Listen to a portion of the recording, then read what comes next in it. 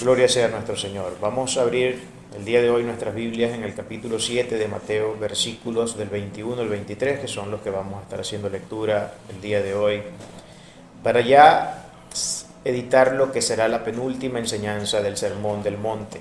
Ya nos resta un único mensaje para finalizar esta serie que nos ha tomado ya poco más de un año y que estoy seguro que ha sido de mucha bendición, porque sin duda alguna las palabras de Cristo siempre son de gloria para nuestras vidas, de gloria para Él, son de bendición para todos, ¿no? Vamos entonces a hacer lectura de lo que dice acá la palabra del Señor. Dice: no todo el que me dice Señor, Señor, entrará en el reino de los cielos, sino aquel que hace la voluntad de mi Padre que está en los cielos. Muchos me dirán en aquel día: Señor, Señor, ¿no profetizamos en tu nombre, y en tu nombre echamos fuera demonios, y en tu nombre hicimos muchos milagros? Y entonces les declararé: no os conocí, apartaos de mí, hacedores de maldad. Estamos ante lo que fácilmente podríamos decir es una de las enseñanzas más aterradoras de todo el Sermón del Monte. Sin duda alguna, yo creo y estoy plenamente convencido de que estamos ante uno de esos mensajes que nos ponen a pensar más de una vez. Estamos ante uno de esos mensajes que sin duda alguna tiene que llevarnos a una reflexión profunda de lo que ha sido nuestra vida, de lo que hemos venido practicando, de lo que hemos venido haciendo, de lo que hemos venido diciendo, de hasta qué punto realmente nos hemos creído esta fe a la que queremos servir, de hasta qué punto en realidad nosotros hemos declarado que nuestro Señor en realidad es nuestro Señor, que Cristo en realidad es nuestro Señor, pero no declarado solamente, dejado esto en un término únicamente de la vociferación de palabras, porque como acabamos de ver, no todo el que me dice Señor, Señor entrará en el reino de los cielos. No es un tema únicamente y exclusivamente de hacer una declaración o una afirmación del señorío de Cristo sobre nuestras vidas, sino que es algo que va mucho más allá, y el texto nos lo dijo muy claramente, y sobre eso vamos a estar explorando un poco en esta mañana. Entonces, este sin duda alguna es uno de estos mensajes que nos tiene que llevar profundamente la reflexión, que les para los pelos a cualquiera, que nos eriza toda la piel y que sin duda tiene que ponernos a preguntarnos un montón de cosas, ¿no? Y creo que es parte del propósito de mensajes como este, ¿no? El señorío de Jesús es algo que va mucho más allá que la mención de simples palabras, y eso es algo que nosotros debemos tener muy claro. Vivir para Cristo, decir que Él es nuestro Señor, afirmar que Él es nuestro Señor, es mucho más que simplemente decirlo. Todo esto tiene que estar plenamente conectado con la facticidad de una serie de hechos, de acciones que deben actuar en consecuencia con esa declaración que nosotros hacemos al decir que Cristo es nuestro Señor. Por lo que esto requiere una serie de acciones concretas de parte del creyente. Una serie de acciones que acabamos de ver acá claramente en el texto cuáles son, o de manera abstracta, pero estaremos viendo un poco a través de algunos versos, de algunos versículos que estaremos explorando exactamente a qué se refiere el Señor cuando habla de que los únicos que pueden entrar en el reino de los cielos son los que hacen la voluntad de su Señor, son los que hacen la voluntad del Señor, no simplemente los que dicen que Cristo es su Señor, sino los que hacen la voluntad de su Señor. No habrá argumento o defensa que valga ante la justa y objetiva sentencia del gran juez, porque está claro por el pasaje de hoy que algunos de aquellos que han creído y que han vivido una vida de engaño en engaño y que han pasado toda la vida de repente incluso asistiendo a una iglesia o escuchando la palabra de Dios y diciendo o afirmando que Cristo es su Señor, sin embargo su corazón ha estado realmente muy lejos de esos. Y este tipo de personas, dice aquí el texto, que serán de aquellos que argumentarán ante el trono blanco, ante el juicio del trono del Señor, ante el juicio del gran juez, todo tipo de cosas que ya tendremos ocasión de ver un poco más adelante. Entonces este es sin duda un tema que por supuesto trata sobre una cuestión salvífica, sobre un tema soteriológico. Estamos ante un tema que sí tiene que ver con temas de salvación, tiene que ver con cuestiones salvíficas. ¿Qué es lo que tenemos nosotros en el primer versículo, en el versículo 21 de este precioso pasaje? De un pasaje que, por supuesto, aunque es aterrador, espeluznante, no podemos negar que es precioso. Y es precioso porque nos advierte acerca de una realidad que debemos evitar en todo momento y que en todo momento debemos tener en mente para poder corregir nuestra manera de vivir, para poder corregir lo que hacemos, para poder corregir lo que decimos, para corregir lo que pensamos. Porque esta es la razón de todo esto. El amor de Cristo aún se manifiesta en sus advertencias, por duras que éstas puedan ser. El amor de Él está presente en todas y cada una de las facetas de lo que expresa su boca, de lo que expresan siempre sus labios.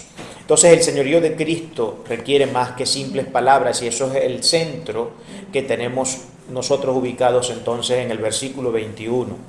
No todo el que me dice Señor, Señor entrará en el reino de los cielos, sino aquel que hace la voluntad de mi Padre que está en los cielos. Como hemos venido diciendo, es aterrador y es desgarrador escuchar esto, ¿no?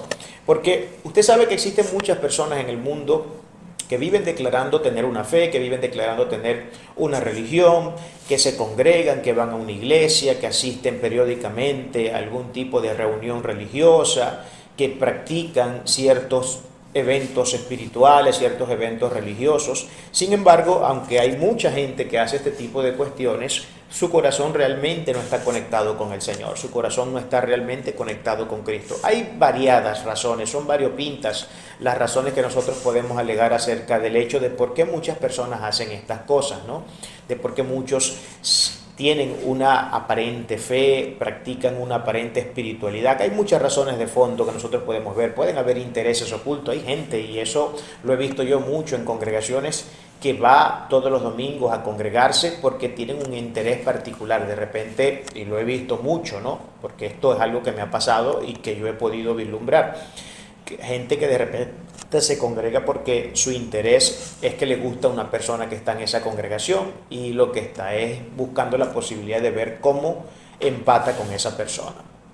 Eso es a veces una de las razones por las que hay muchos momentos en que personas se van a congregar. Otras veces es porque tienen a Dios como especie de un amuleto de suerte, ¿no?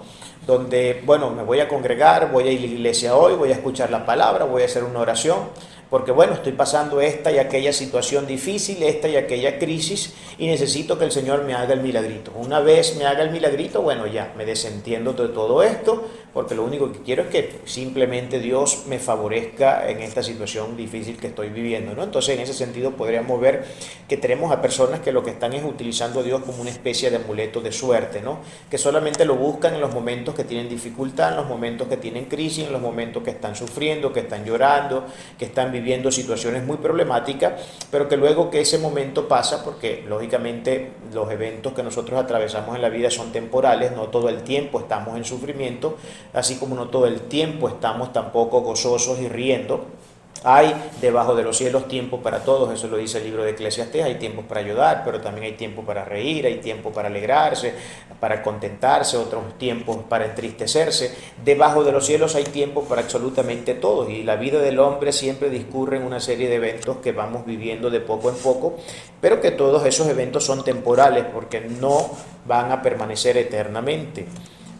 Por supuesto que las personas que suelen tomar malas decisiones y que llevan una vida bastante cuestionable desde el punto de vista moral, tendrá que vivir sucesos mucho más recurrentes donde tendrá que ver los frutos de sus malas decisiones. Lógicamente esto es así. Una persona que no sabe tomar más que malas decisiones y que no sabe hacer más que malas cosas va a tener que vivir seguramente muchos más momentos difíciles que lo que cualquier otra persona pudiera vivir, que trata de simplemente afianzarse en llevar una vida mucho más digna de lo que muchos otros llevan, ¿no?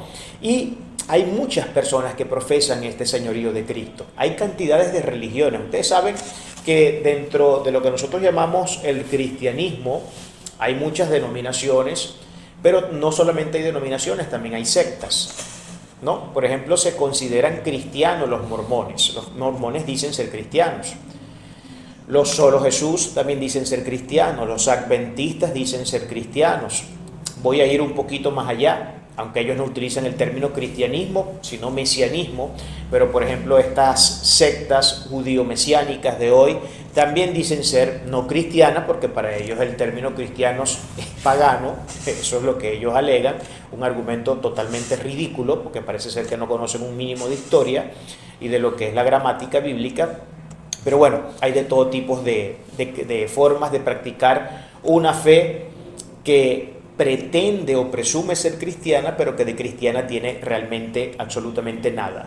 Si acaso el nombre, pero luego las prácticas que tienen por costumbre llevar a cabo día a día distan mucho de llevar una vida cristiana real, de atenerse a los mandamientos del Todopoderoso. Entonces usted verá, por ejemplo, a un mormón llamar Señor a Cristo.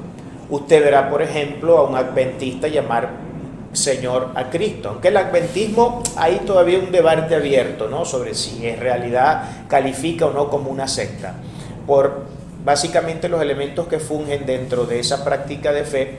Sí se denomina una secta, pero no es una secta herética como podría ser, por ejemplo, el mormonismo, como son los testigos de Jehová, como son la Iglesia Universal y otros tipos de prácticas creyentes, y como lo es, por supuesto, por antonomasia la Iglesia Católica Romana, que se jacta mucho de llamar Señor a Cristo, pero que el señorío de Cristo nunca ha estado en sus corazones, porque ellos son idólatras y ellos adoran imágenes, veneran todo tipo de cuestiones que la Biblia prohíbe, y no es la Biblia evangélica la que lo prohíbe, la misma Biblia católica dice el mismo mensaje, y dice que la idolatría es abominación delante del Señor.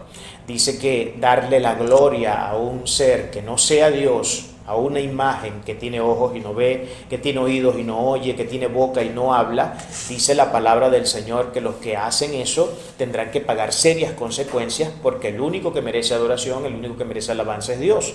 Entonces tenemos todas estas prácticas mariológicas, por ejemplo, dentro del catolicismo romano, donde exaltan a María diciendo que es la madre de Dios, una cosa que es blasfema porque Dios no tiene madre, a Dios nadie lo parió, a Dios nadie lo creó, Él es eterno, Él es desde el principio y siempre ha sido.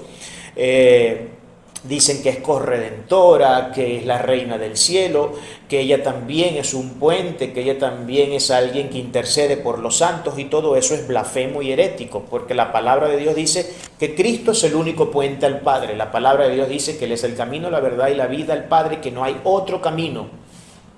Y eso es un cuantificador universal negativo. En el mundo de las ofertas religiosas no existe ninguna propuesta religiosa capaz de llevar al Padre y a la salvación si no es Cristo el camino. No hay otro camino, solamente Cristo. Entonces, todas estas religiones se jactan mucho de llamar Señor a Cristo. Pero no se equivoque, no cree que esto es solamente una práctica propia de todos estos sistemas que sabemos que de por sí son fraudulentos en esencia, sino que esto es algo que está incluso metido en la propia iglesia del Señor verdadera. Hay mucha gente, ya se los dije hace ratico, que se congrega en iglesias evangélicas cristianas, en iglesias que tienen buena doctrina, que tienen buena práctica de los principios bíblicos, que se enseña correctamente, pero hay mucha gente que va a esos lugares y que no son más que simplemente cizaña, porque la palabra de Dios habla del trigo y de la cizaña, y una de las características que la cizaña tiene es que es muy parecida al trigo, pero es cizaña, no es trigo.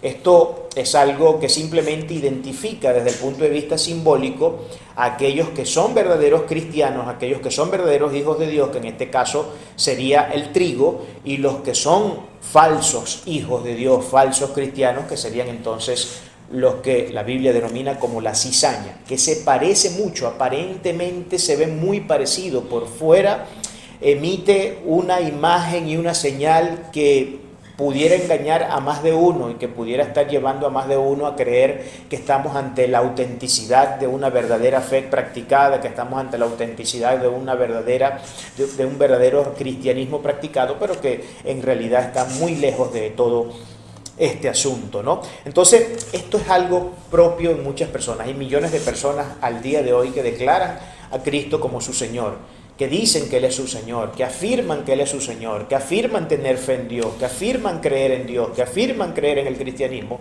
Sin embargo, cuando revisamos sus vidas, porque acuérdense que el mensaje anterior habló de los árboles, ¿no? Hablamos de la naturaleza del árbol. El mal árbol no puede dar buenos frutos y el buen árbol no puede dar malos frutos. No puede. Un cristiano verdadero es alguien que da buenos frutos. Un cristiano que es falso, bueno, que eso es una contradicción de términos, decir que un cristiano es falso, no, simplemente, como diría C.S. Lewis, ¿no? Tener que utilizar adjetivos para afirmar la autenticidad de un hecho es un error de por sí, ¿no? Es un error per se. Cuando yo hablo de cristianismo auténtico, eso de auténtico debería ser algo que está de más, porque es simplemente cuestión de decir que somos cristianos o no cristianos. Decir cristianos auténticos y cristianos falsos es una contradicción de términos. Pero bueno, uno, sin embargo, sigue utilizando esas formas retóricas de informar estos asuntos, porque normalmente la gente no está enterada de estas cosas, y para poder llegar de una forma más, digamos, asequible a la mentalidad de personas que de repente no están analizando ni reflexionando sobre estos hechos, entonces uno todavía de vez en cuando utiliza estas formas retóricas y estas maneras de hablar y de comunicar los asuntos. Pero la cuestión del señorío de Cristo se declara por todos lados. La cuestión no es decir que Cristo es mi Señor. La cuestión es qué haces tú o qué hago yo, qué hacemos cada uno de nosotros cuando afirmamos que Cristo realmente es nuestro Señor. ¿Qué es lo que hacemos nosotros? El auténtico señorío de Cristo sobre una persona va más allá entonces de una mera vociferación. No es simplemente un hecho de decir que Él es nuestro Señor, que Él es nuestro Señor, declararlo 1.000.000 de veces al día, en nuestras oraciones, cada vez que vamos al culto, cada vez que vamos al servicio, pero luego ese señorío no deja de ser más que simplemente palabras que se las lleva el viento, porque entonces nuestras acciones demuestran lo que realmente somos, porque por sus frutos los conoceréis.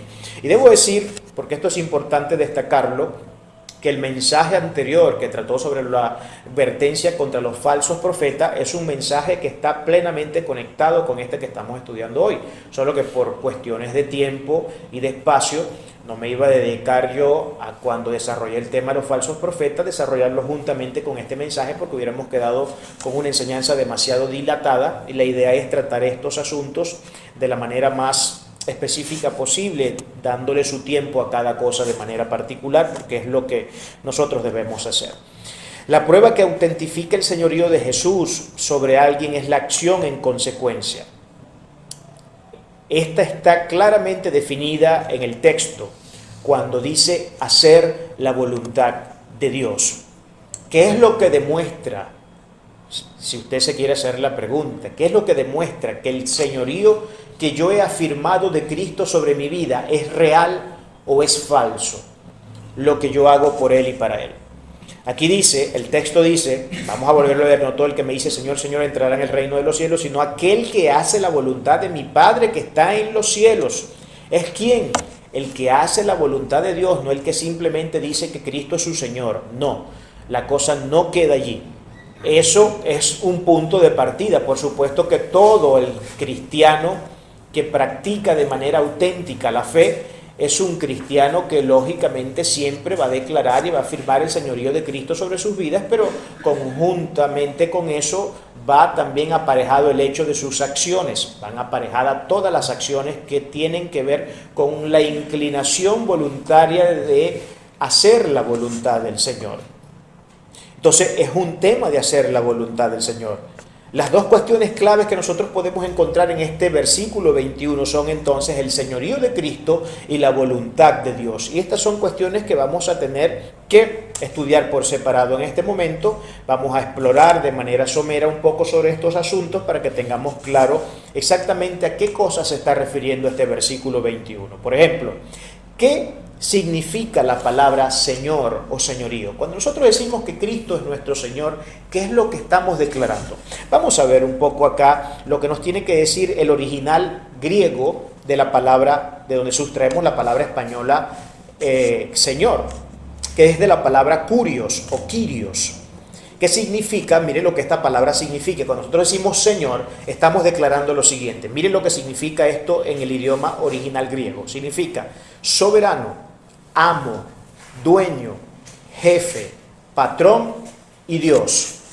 Eso es lo que significa cuando nosotros decimos que Cristo es nuestro Señor. Estamos declarando que Él es nuestro soberano, que Él es nuestro amo, que Él es nuestro dueño, que Él es nuestro jefe, que Él es nuestro patrón y que Él es nuestro Dios. Eso es lo que nosotros estamos declarando. Ahora, estas cuestiones llevan a implicaciones que son claras, ¿no? Cuando nosotros tenemos a alguien por el Señor, por verdadero Señor, no un Señor que simplemente sale de los labios para afuera, pero que luego en las acciones contradecimos ese señorío, sino un señorío real. Cuando nosotros tenemos sobre nosotros un señorío real, hay una serie de implicaciones que nosotros debemos entender de cara a este asunto. Por ejemplo, cuando se tiene un señor, un amo soberano, no debemos hacer lo que queramos.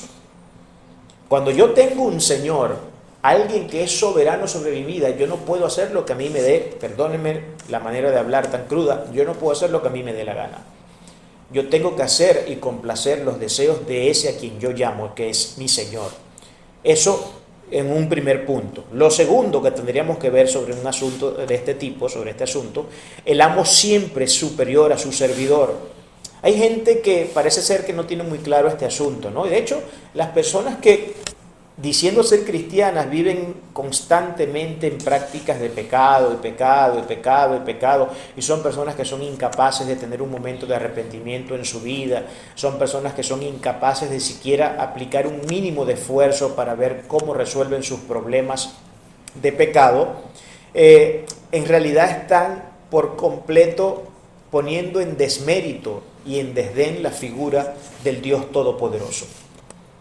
Están poniendo en desdén la figura de Dios, no le están dando crédito a la figura de Dios. Ellos están con sus hechos declarándose ser los amos de sus propias vidas, cuando el amo realmente, si usted está diciendo que Cristo es su Señor, es Él y son sus deseos y es su voluntad la que yo debo cumplir y no la mía. Porque cuando cumplo la mía, cuando vivo cuando mi manera de vivir tiene que ver con lo que a mí me gusta, con lo que a mí me apasiona, con todas las tendencias de estas bajas pasiones pecaminosas que el hombre tiene por naturaleza, cuando esa es la manera en que yo transcurro en mi peregrinaje, estoy entonces diciendo, en pocas palabras, que yo soy el amo de mi propia vida y que no hay otro amo para mí más que yo mismo. Y hay gente que, mire, el ateísmo es algo que desde el punto de vista funcional no existe. No existe. Porque incluso los que declaran ser ateos, los que se declaran ateos, afirman no tener ningún tipo de creencia, ellos no es que no tengan un Dios, ellos tienen un Dios, solo que el Dios que tienen no es el Dios de la Biblia, pero tienen el Dios yo. Ese es el Dios que ellos tienen. El ateo, el Dios que tienen es el Dios yo. Yo soy quien responde, yo soy quien arreglo mis asuntos, todo depende de mí, yo resuelvo, yo soy suficientemente inteligente y todo es el super yo, el super yo, el super yo, el super yo. Todo es la exaltación de lo que ellos tienen la capacidad de hacer, de lo que ellos tienen la capacidad de resolver, de lo que ellos pueden hacer sin la necesidad de ningún tipo de intervención divina, porque pensar siquiera en tal asunto no deja de ser más que una simple ridiculez, porque lógicamente ellos no creen en la divinidad, ellos no creen en Dios, pero no es que no crean en ningún Dios, creen en Dios, solo que su Dios terminan siendo ellos mismos para sí mismos, o pueden llegar a ser incluso otros personajes a quienes ellos idolatran, ¿no?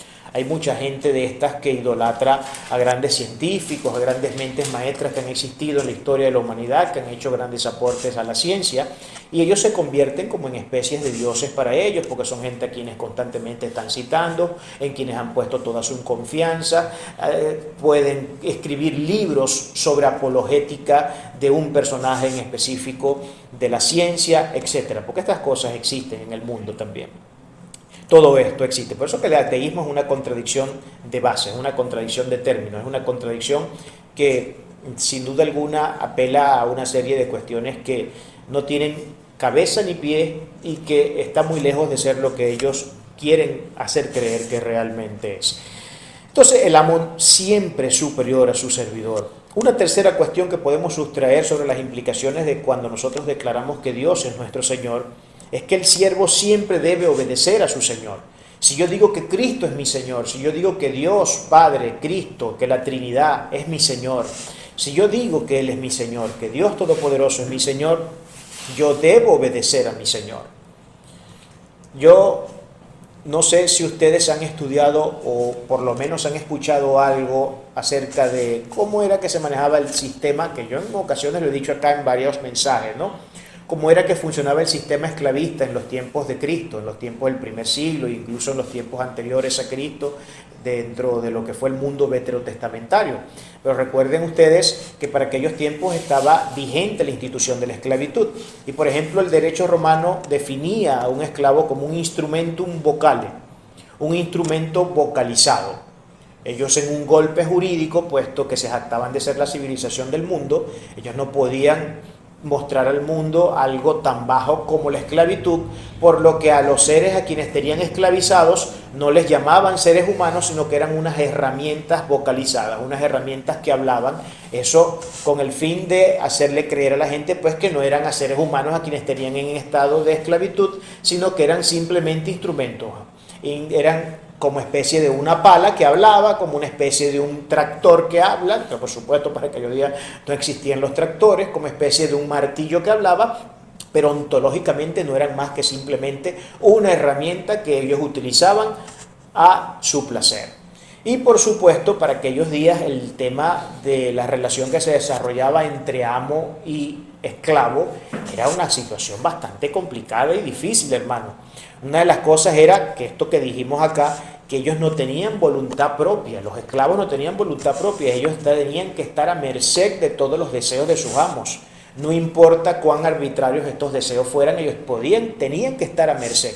¿Y saben qué pasaba cuando ellos no cumplían lo que sus amos les requerían? Los asesinaban. Y si no los asesinaban, en el menor de los casos, los castigaban de una forma tan tortuosa que a veces era mejor la muerte. Esa era la relación que existía en el primer siglo y en los tiempos bíblicos acerca de lo que era un amo y un esclavo. Los esclavos no tenían derecho a nada, eran justamente pedazos de objetos en la mano de sus amos, quienes hacían con ellos lo que les daba la gana, y estos no tenían ni siquiera la posibilidad de ir ante un tribunal para presentar una defensa, porque no era algo que estaba dentro de las prerrogativas que se contemplaban para la esclavitud, porque la esclavitud era una institución, como siempre lo ha sido, una institución sumamente lesiva para la humanidad, una institución completamente diabólica, completamente satánica, porque eso no procede de Dios en ningún sentido. Por lo que el siervo no tiene voluntad propia entonces, sino que su voluntad es la de su Señor. Y esto es clave, hermano. Cuando nosotros declaramos el señorío de Cristo sobre nuestras vidas, debemos entender que ya nosotros no debemos tener nuestra propia voluntad, sino que la voluntad nuestra debe ser directamente la voluntad de Dios. Esto no significa, y esto hay que aclararlo, ¿no? Porque esto puede llevarse a esferas de malinterpretación y esferas de confusión, ¿no? Esto no significa en ningún sentido que nosotros no seamos agentes libres, que no somos entes morales libres, porque Dios nos dio libertad.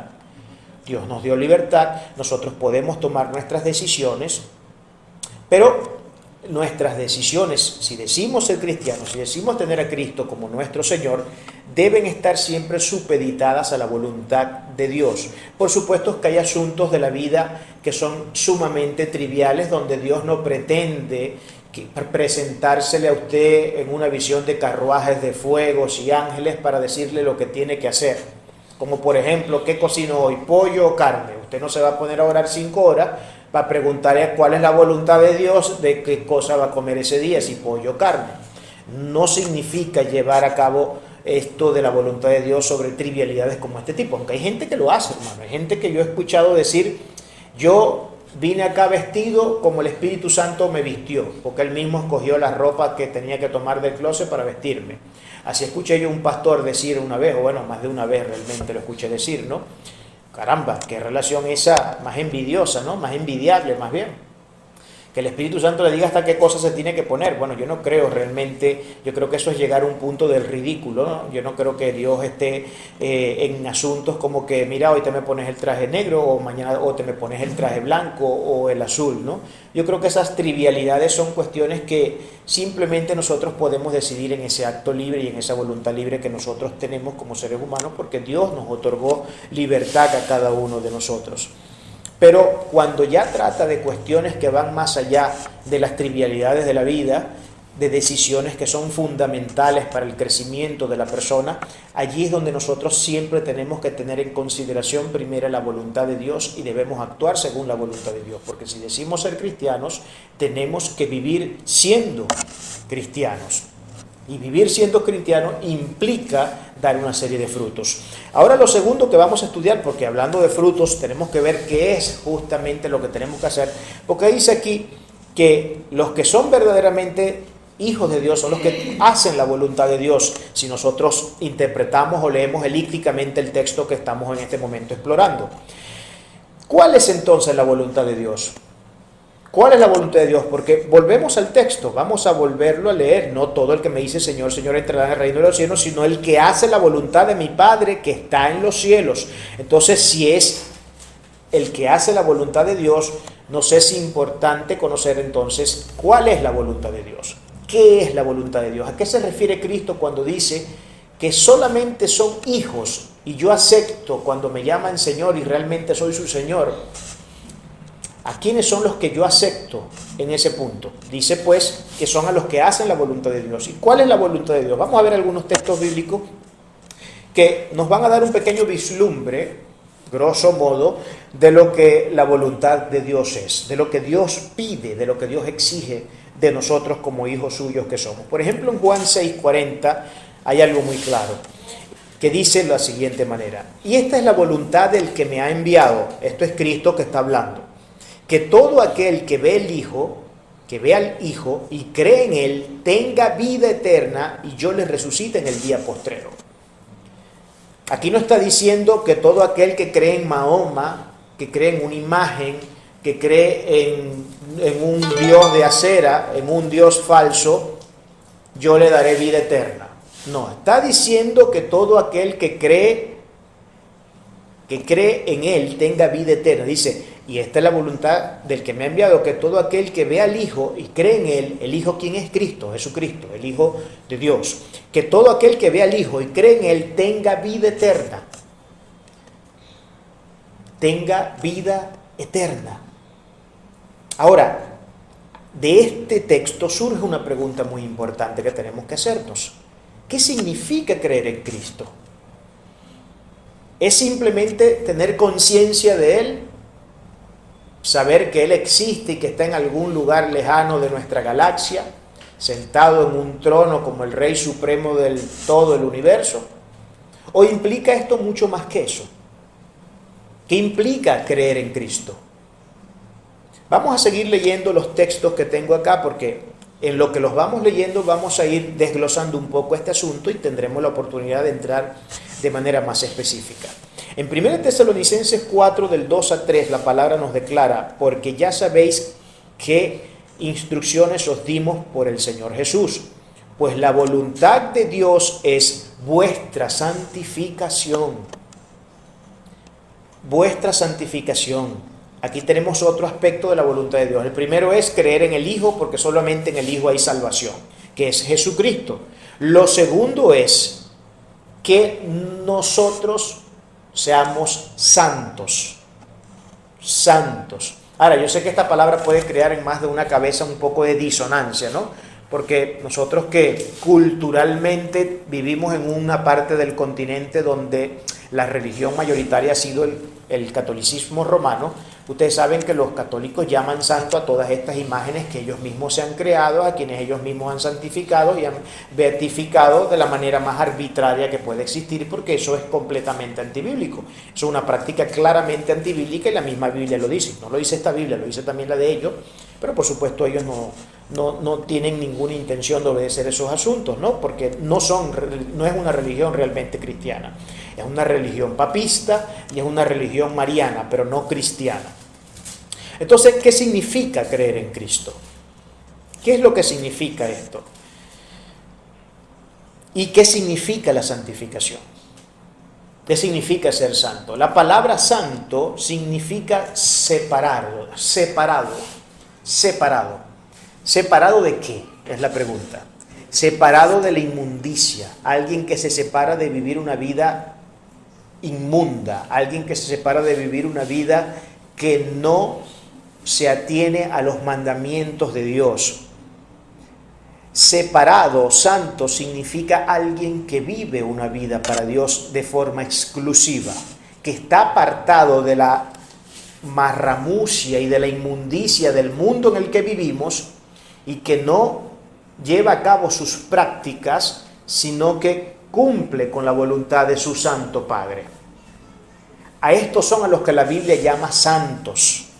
Un santo no tiene que ver con una imagen que la gente se postra a venerar, no. En la medida que usted cumple la palabra de Dios, en la medida que usted cumple la voluntad de Dios, en la medida que todos nosotros somos obedientes a la palabra de Dios, Dios nos llama santos. ¿Por qué? Porque estamos apartados para su uso exclusivo, porque Él es nuestro Señor y nosotros hacemos su voluntad.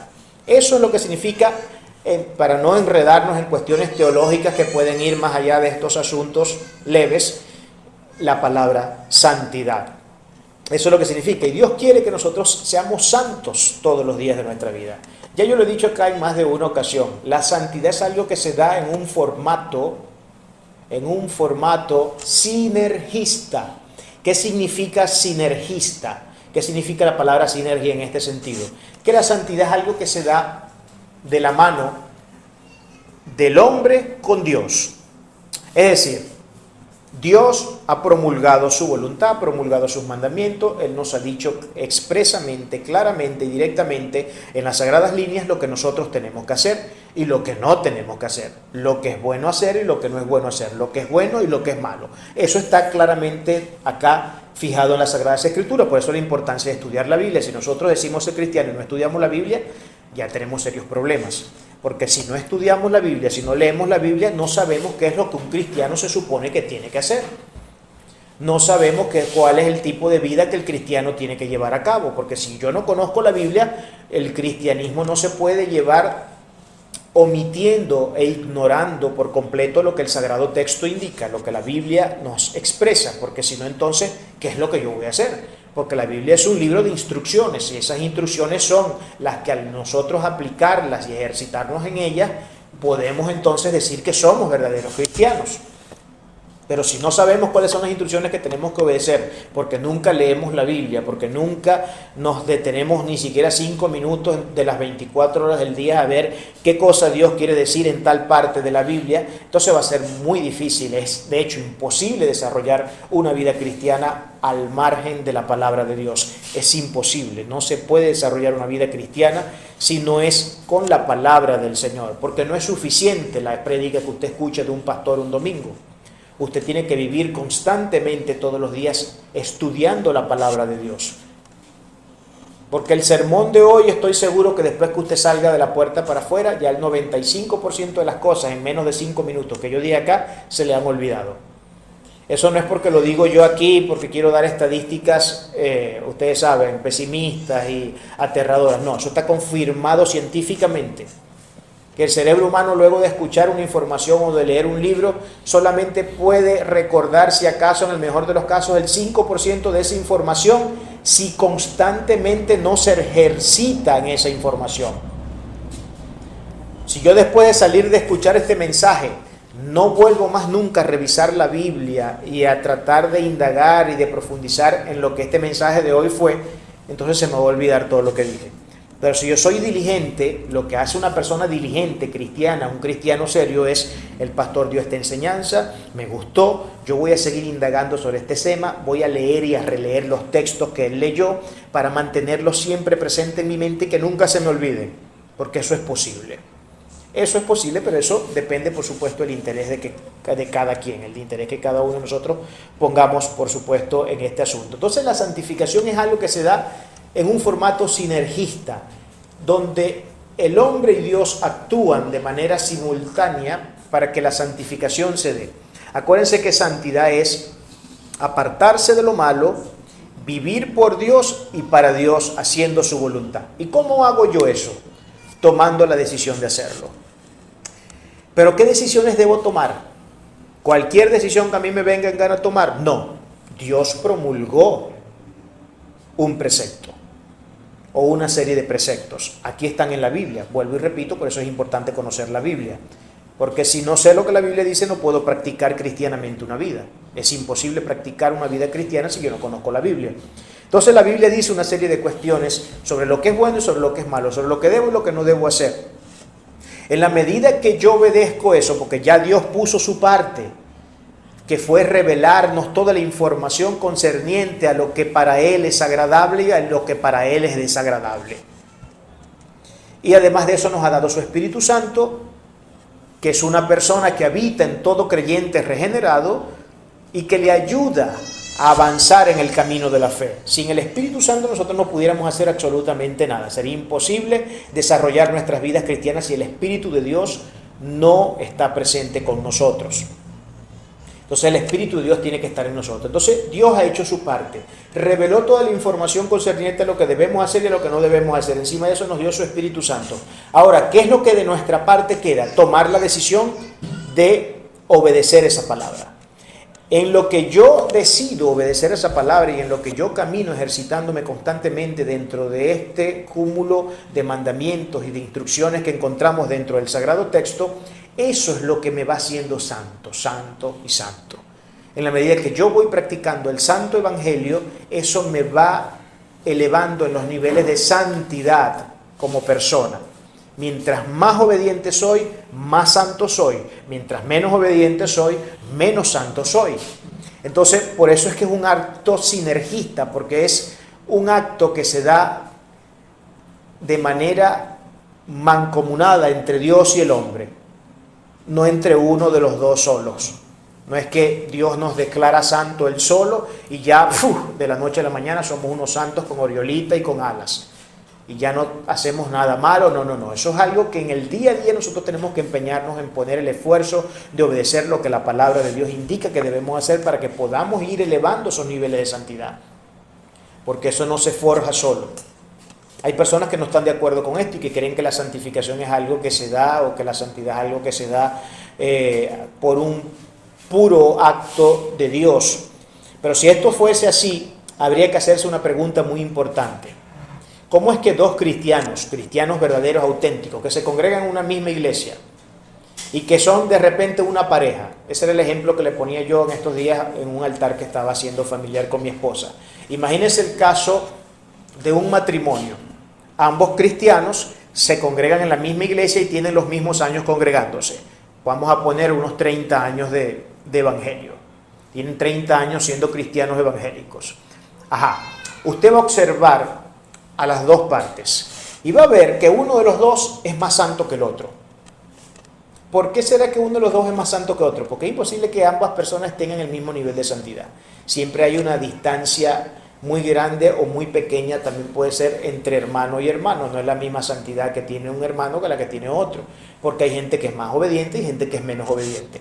¿Por qué si ellos tienen el mismo tiempo en el evangelio, yendo a la misma iglesia, sentándose juntos, siempre uno de los dos resalta más que el otro?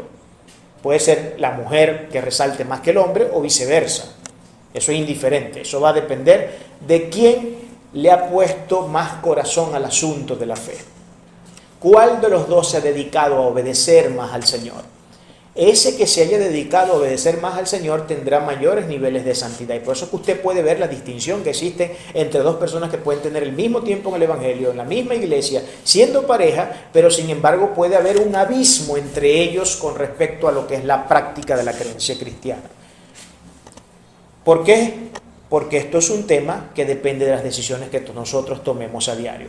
Si fuera algo que Dios hiciera por igual en todos, entonces no debería haber distancia entre un cristiano y otro. Todos deberíamos tener el mismo nivel de santidad si fuera Dios el que nos, por un acto de magia, nos santificara de manera automática y a todos estuviéramos en perfecta santidad. Entonces todos deberíamos estar en el mismo nivel.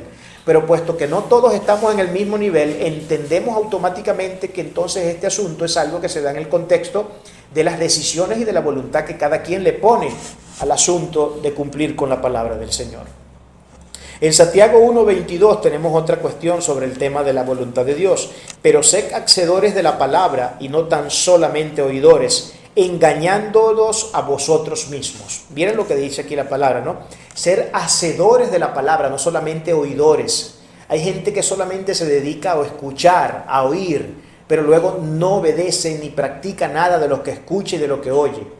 Es como que usted salga hoy de aquí, que les he estado diciendo una y otra vez cuál es la voluntad de Dios, qué es lo que tiene que hacer, qué es lo que no tiene que hacer, pero luego que sale de acá, usted simplemente se quedó siendo un oidor, esa información entró, de repente recuerda una que otra cosa, pero no le da mayor interés a ello y sigue llevando la vida como mejor le parece llevarla. Esos son oidores simplemente y no hacedores. Son oidores y no hacedores. Y dice la palabra que los que viven de esa forma se están engañando a sí mismos. Eso es lo que dice aquí Santiago en el capítulo 1, versículo 22. Que los que simplemente se dedican a oír pero no a hacer, son personas que se están engañando a sí mismas. Se engañan a sí mismas, nos engañamos a nosotros mismos. Seguimos creyendo que somos cristianos reales, que somos cristianos verdaderos, llamamos a Cristo Señor, llamamos a Dios Señor, pero no hemos pasado de ser más que simplemente oidores de la palabra de Dios. Y nunca hemos llegado a ser más que simplemente oidores. Y no son los oidores los que agradan a Dios, son los que hacen aquello que oyen, los que agradan el corazón del Padre. De tal suerte que esto es un llamado claro a que nosotros hagamos lo que el Padre Celestial nos está llamando a hacer. Lucas 11:28, y él dijo antes, bienaventurados los que oyen la palabra de Dios y la guardan.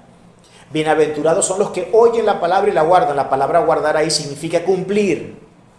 Los que, además de oírla, de escucharla, la ponen en práctica.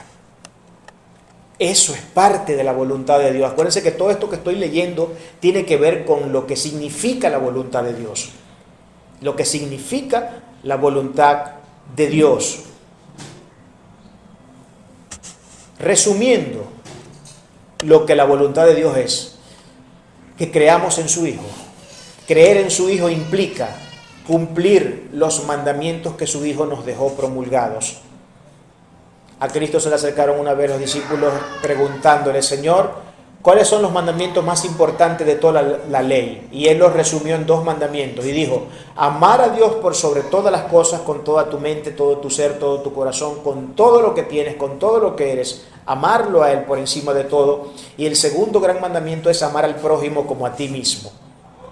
Creer en Cristo no es una cuestión entonces de tener simplemente conciencia de que Él está, de que Él existe, de que está en algún lugar escondido, de que no lo podemos ver, sino que creer en Cristo implica obedecer también a Cristo. Obedecer a Cristo. Eso es lo que realmente agrada a nuestro Señor. Ahora, esta gente que se engaña a sí mismo, mire lo que dice Tito 1:16. Profesan conocer a Dios, pero con los hechos lo niegan, siendo abominables y rebeldes, reprobados en cuanto a toda buena obra. Eso es lo que hacen los que se engañan a sí mismos. Profesan conocer a Dios, se jactan de decir que son creyentes, se jactan de decir que son cristianos, se jactan de decir que ellos van a la iglesia todos los domingos, que ellos ayunan, que ellos asisten a los cultos, que ellos leen la Biblia, que ellos esto, que ellos lo otro. Pero con los hechos lo niegan. Y volvemos nuevamente a la enseñanza anterior que tuvimos que asistir acerca de los falsos profetas. Ellos dicen, por sus frutos, Cristo dejó allí dicho claramente, por sus frutos los conoceréis. Son los frutos los que nos permitirán conocer cuál es la naturaleza del árbol. Si el árbol da un mal fruto, el árbol es malo. Si el árbol da un buen fruto, el árbol es bueno. Un cristiano está llamado a dar buenos frutos o a dar malos frutos. A dar buenos frutos. Si hay alguien que dice ser cristiano y usted ve que lo único que hace es dar malos frutos todo el tiempo, en todo momento, en todo lugar y nunca hace nada para el Señor, usted tiene que poner en duda el cristianismo de tal persona. Tiene que ponerlo en duda. Porque esto no es una cuestión de meras palabrerías. La palabra de Dios, por supuesto que la confesión de la palabra, que la predicación de la palabra, que el conocimiento de la palabra es importante y es nuestro punto de partida. Pero no puede quedar allí. Nosotros tenemos que practicar fielmente esto. Entonces, estos profesan conocer a Dios, pero con los hechos lo niegan. Sí, yo amo al Señor, yo soy cristiano. Pero lo ve metiéndose su pitico de marihuana todos los fines de semana. Y dice que es cristiano. O lo ve pegándole a la madre, o lo ve pegándole al padre, o es un esposo que le da unas golpizas a su esposa. Y él dice que es cristiano. Él dice que es cristiano. ¿Dónde está ese cristianismo? Porque esos frutos que está dando no son los frutos de un cristiano. Esos no son los frutos de un cristiano. Tiene todo tipo de vicios, cuestiones, está atado a esto, está atado a aquello, problemas con todo el mundo. Gente, eso no es propio de la actitud de un cristiano, de un creyente, hermano. Tienen un vocabulario grotesco todo el tiempo diciendo malas palabras. El 99% de las palabras que salen de su boca son palabras obscenas. No tienen una lengua purificada, sino que todo lo que hablan son groserías. Estas son gente que lo niega con sus hechos, siendo abominables y rebeldes. Miren cómo Dios concibe este tipo de persona que se engaña a sí mismo diciendo ser creyente, pero que con sus hechos niega lo que afirma ser con su boca. Dice que este tipo de personas son abominables y rebeldes, reprobados en cuanto a toda buena obra. A Dios le da náuseas. Esta es una actitud nauseabunda delante del trono de Dios. A Dios le da náusea a este tipo de personas. Es un acto de abominación esto. No es cualquier cosa. Y dice que están reprobados en cuanto a toda buena obra. O sea, gente que los rasparon en el examen. Gente que no supo responder ni la primera pregunta y les pusieron un 0-0 porque están reprobados. Porque la vida que llevan es una vida que no tiene nada que ver con lo que Dios exige.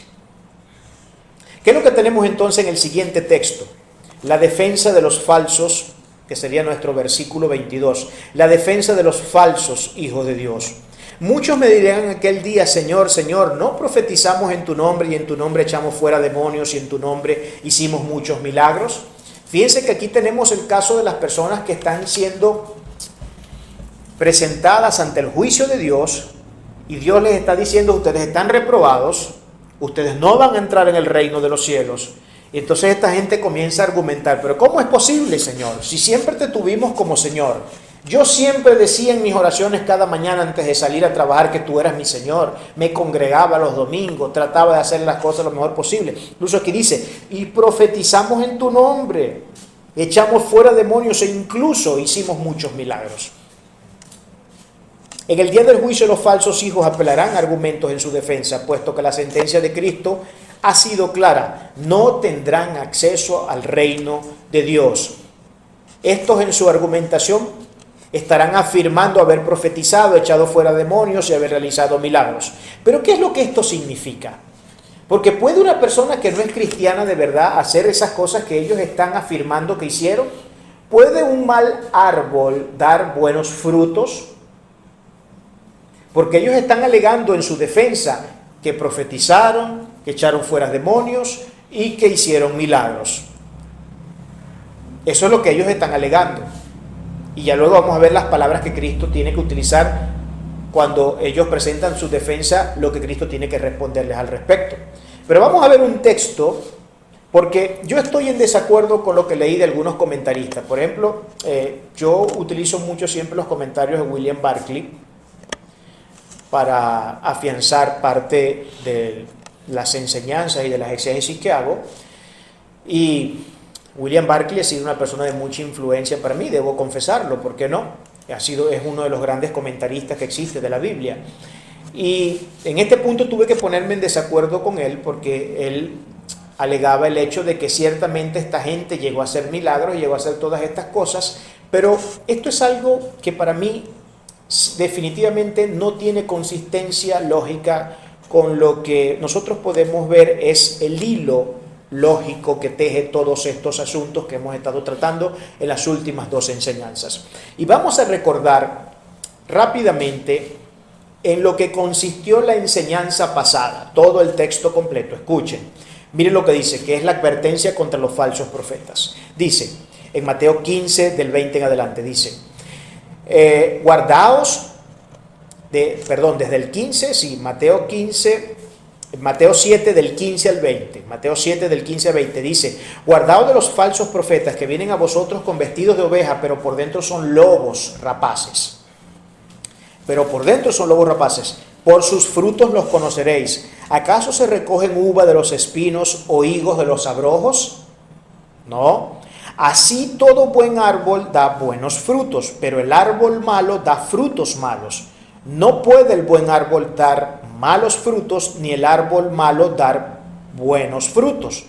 Todo árbol que no da buen fruto es cortado y echado en el fuego, así que por sus frutos los conoceréis. Ahora, la pregunta clara acá es, esta gente que se jacta diciendo que hizo milagros, que echó fuera demonios, que profetizaron, que predicaron la palabra de Dios, que dijeron que Cristo era su Señor, ¿en realidad hicieron todas esas cosas? ¿Eran auténticos sus milagros? ¿Eran auténticos sus exorcismos, por ponerle una palabra para que nos entendamos todos? ¿Eran auténticas sus predicaciones? Porque aquí está diciendo claramente, y acuérdense que este es un texto, este pasaje que acabo de leer del 15 al 20 de Mateo, que es el que precede al texto que estamos estudiando hoy, al pasaje que estamos estudiando el día de hoy, son dos partes de este discurso que se tratan de manera unificada. Se tratan de manera unificada porque es el mismo mensaje.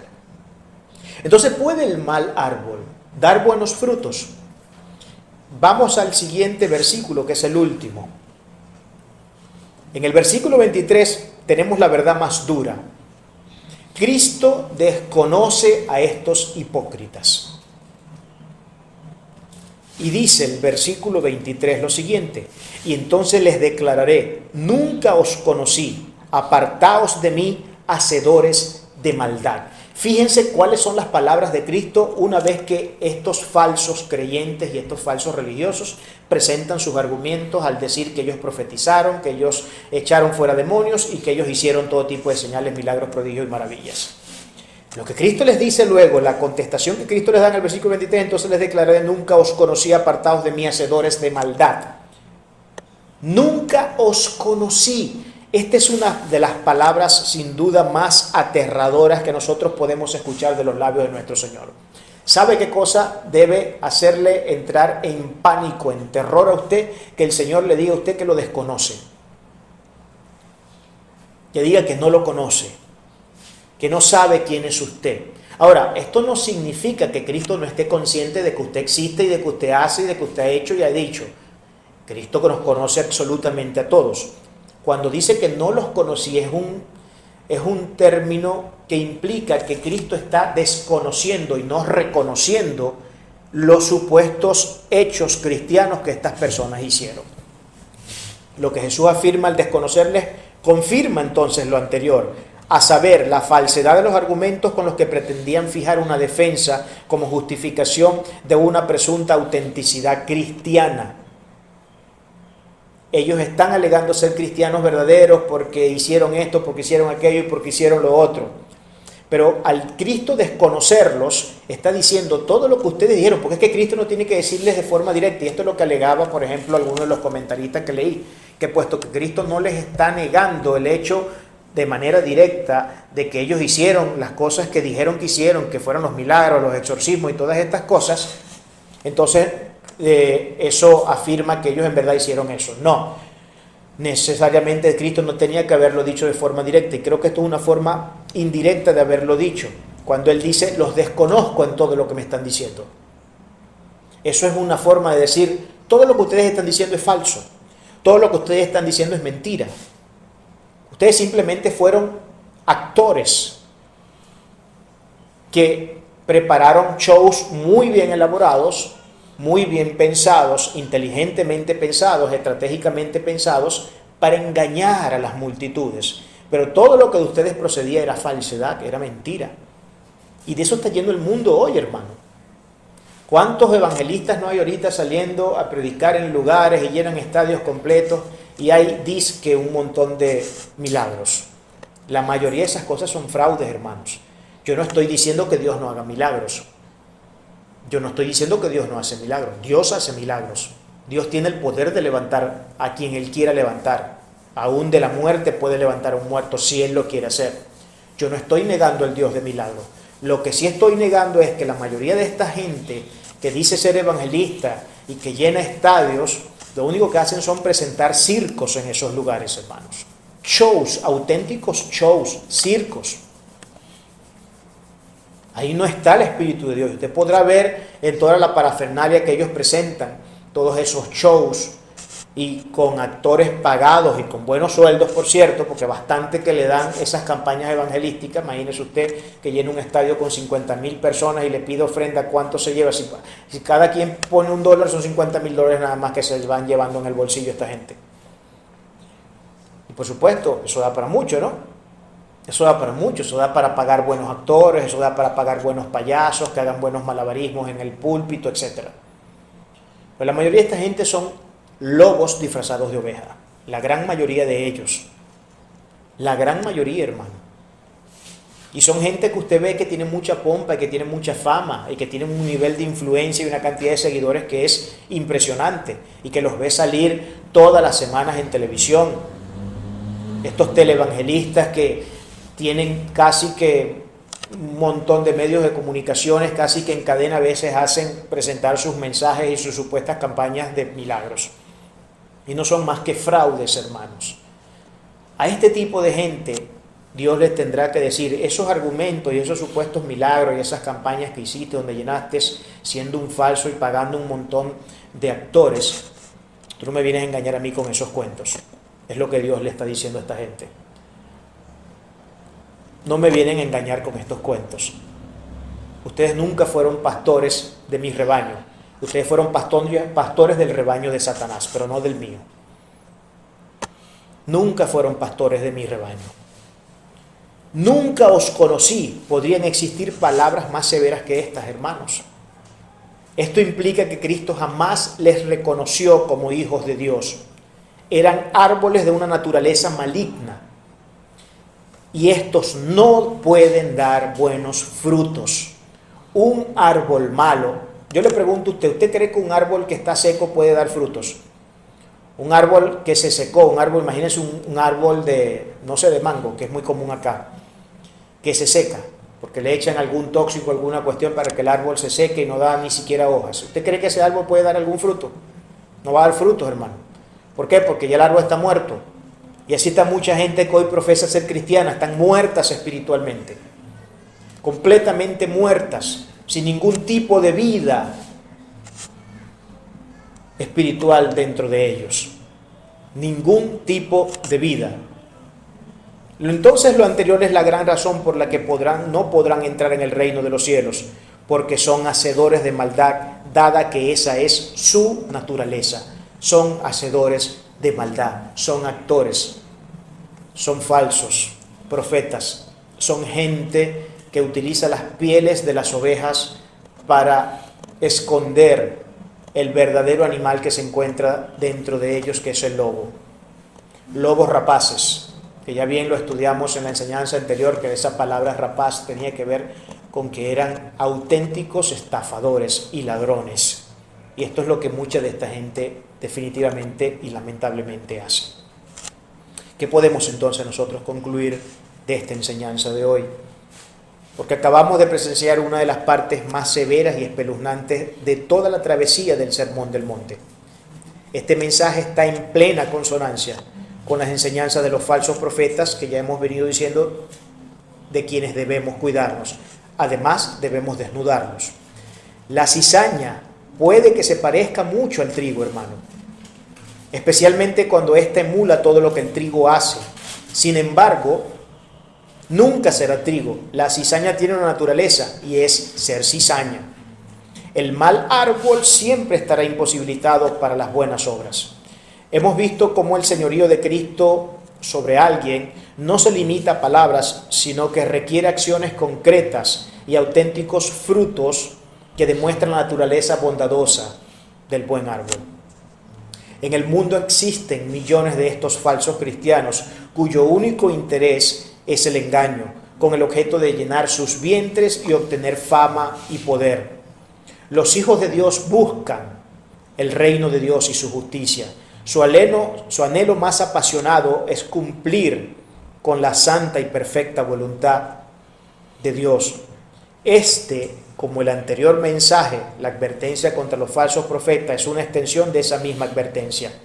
Cada vez es más común ver surgir los falsos cristianos, cuyo cristianismo es solo de boca, Son lobos con trajes de oveja.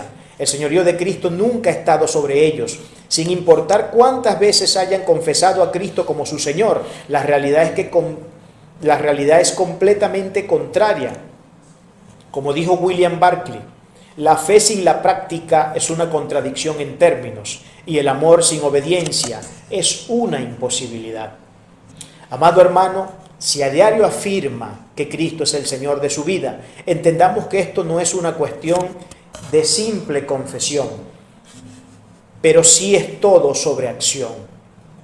Una acción que debe volcarse a cumplir con la santa voluntad del Rey de Reyes y Señor de Señores, obedecer en todo su palabra, porque esto se trata, la voluntad de Dios, obedecer en todo su palabra. Es la única muestra real de que Cristo es nuestro auténtico Señor.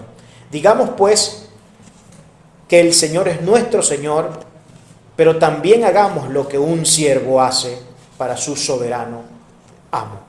Y termino con unas palabras que encontré en estos días en un meme de Paul Washer, que me parecen muy interesantes. Él dice lo siguiente: no eres un verdadero cristiano porque escuches música cristiana o porque te pongas camisetas con versículos.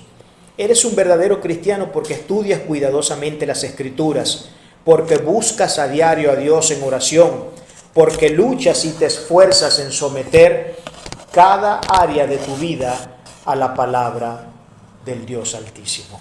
Damos gloria y honra a nuestro Señor.